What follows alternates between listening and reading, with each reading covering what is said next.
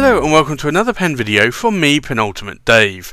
So I have here another Leonardo Officina Italiana pen, and you can see that here, Leonardo Officina Italiana. This is actually quite a nice box that it comes in, and this is the Furore model. So let me remove the sleeve, and here you have another outer box with a black Leonardo logo here. Now let me remove the rest of this, and we will find another box inside, and if I open this clamshell box, you'll see Leonardo Officina Italiana, and this is the Furore in the blue emerald. But this is a really lovely looking pen, and I do like the look of this. It's a lovely pen. So if I remove the pen here and just put the clamshell box back down, if I zoom in a little bit, you'll see here this pen is actually a very lovely colour. It reminds me very similarly of the Positano blue, but this is more of a lighter blue with a hint of green going on. So this is a very nice colour, and there's a lot, as you can see there, chatoyance and depth going on in this resin material. It comes with a standard roller clip here, a pointed finial on the cap, and you can see here the Leonardo Officina Italiana. This is number 2035. So these are numbered, but they are not a limited edition. But you can see here that lovely chatoyance going on there. It's beautiful. Now if I unscrew the cap, you'll see here it comes with a broad Leonardo Officina Italiana steel nib, and this is a gold plated steel nib, not a gold nib, and it has an ABS plastic feed. You can see in the size of my hand here, it's actually a decent size.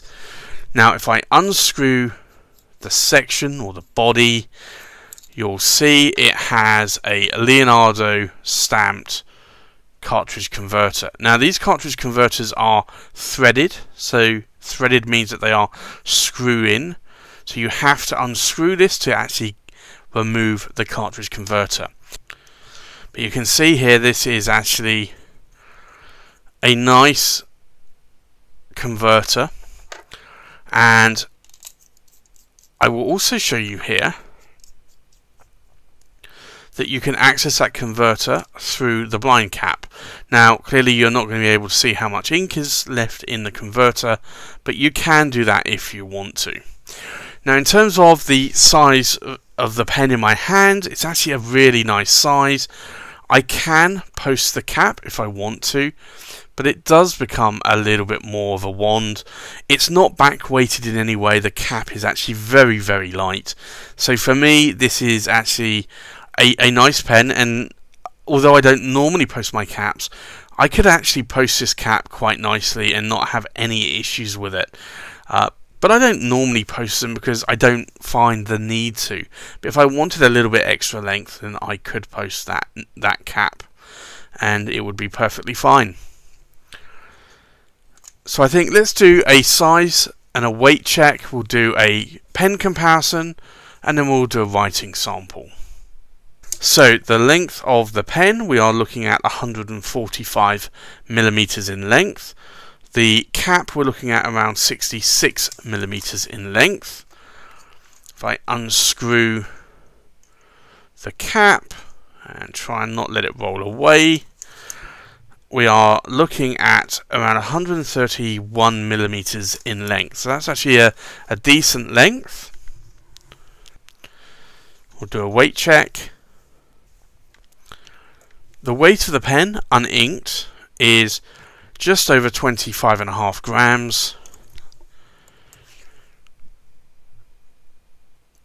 The weight of the cap, we're looking at just under 7.5 grams. And then the weight of the pen uninked, we are looking at just over 17 grams, which is actually a very nice weight. So let's do a comparison with other pens. From left to right, we have a Pelikan M600 Turquoise White. We have a Pelikan M805 Ocean Swirl. We have a Pinida La Grande Bellezza in the Rhodolite. We have a Pilot Vanishing Point in black with gold trim. We have a Leonardo Officina Italiana Momento Zero in the Hawaii.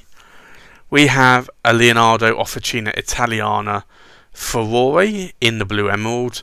We have a Leonardo Officina Italiana Grande in the sand. We have a Visconti Homo Sapiens London Fog.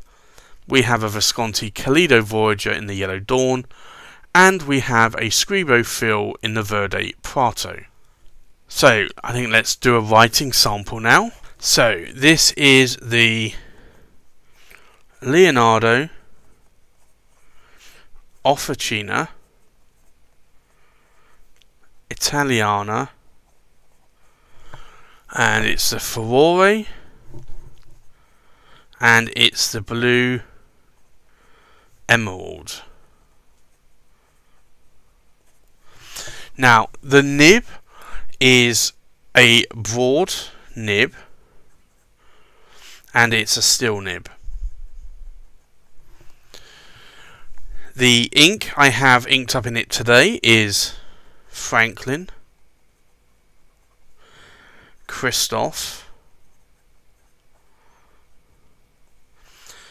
Spanish Blue. Now this is, as I said, a steel nib. It's a broad nib, so you're going to get a broad, western broad line. Now you can apply a bit more pressure and get a little bit more line variation. And here's some figure of eights. But ultimately this is a steel nib, so you're not going to get a huge amount of line variation going on here. In terms of wetness, let's have a look.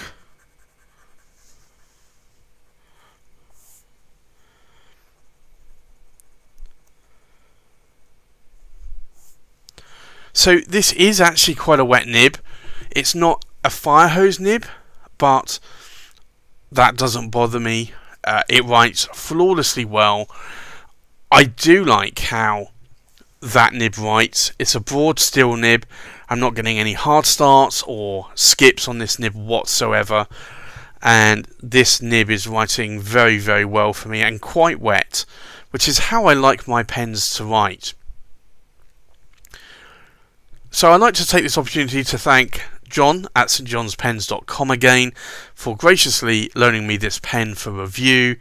John will be at all of the UK pen shows in 2020 and beyond. He'll also be at a number of the European pen shows in 2020 as well. If you can't wait but you want to pick up one of these pens before then head over to stjohnspens.com, tell him that I sent you, and I'm sure he'll do you a deal. So that's it. That's my review of the Leonardo Officina Italiana Furore in the blue emerald.